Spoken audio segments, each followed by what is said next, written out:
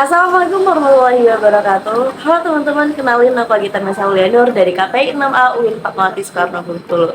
Nah, kali ini aku bakalan jelasin tentang teori dan model komunikasi dengan subtema indikator fungsi regulasi. Untuk selengkapnya, simak penjelasan berikut ini. Nah, sebelum menjelaskan tentang indikator fungsi regulasi, nah kita mengetahui apa sih itu teori dan model komunikasi organisasi. Nah, teman-teman, teori komunikasi organisasi adalah kerangka konseptual yang digunakan untuk memahami dan menganalisis interaksi komunikasi di dalam suatu organisasi.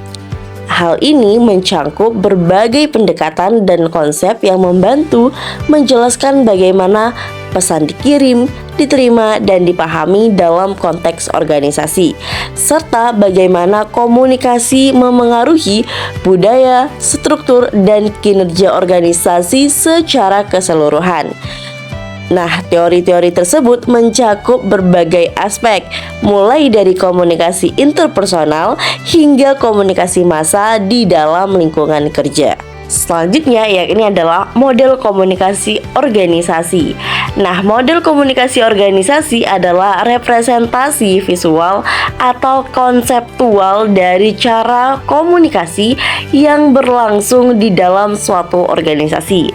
Hal ini mencakup beberapa elemen-elemen seperti pengirim, pesan, saluran komunikasi, penerima, umpan balik, dan konteks organisasi.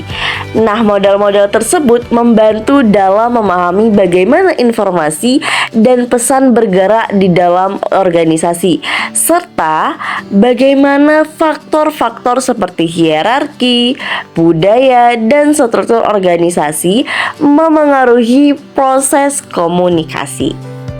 Nah, selanjutnya yakni pembahasan tentang indikator fungsi regulasi yang dalam hal ini masuk dalam konteks komunikasi organisasi. Nah, teman-teman, indikator fungsi regulasi itu merujuk pada metode atau alat yang digunakan untuk mengukur sejauh mana organisasi berhasil mengatur perilaku individu dalam lingkungan kerja.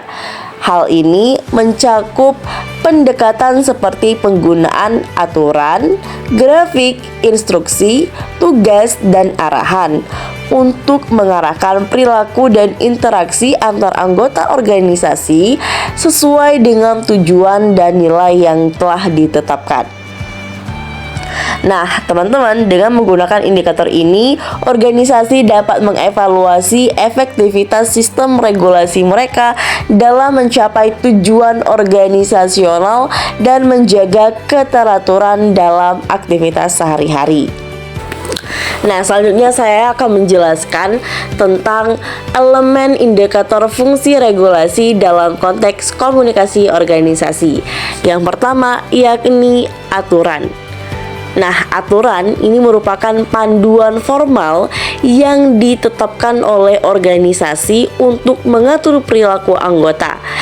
Ini dapat mencakup kebijakan internal, peraturan kerja, kode etik, dan prosedur operasional standar. Aturan memberikan kerangka kerja yang jelas bagi anggota organisasi untuk berinteraksi dan beroperasi. Yang selanjutnya yakni adalah grafik.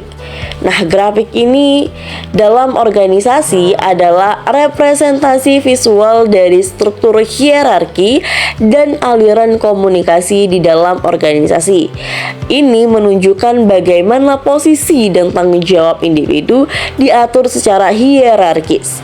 Nah, grafik ini membantu dalam memahami hubungan antara berbagai bagian dari organisasi dan memfasilitasi aliran informasi dan wewenang. Selanjutnya yakni 3, instruksi.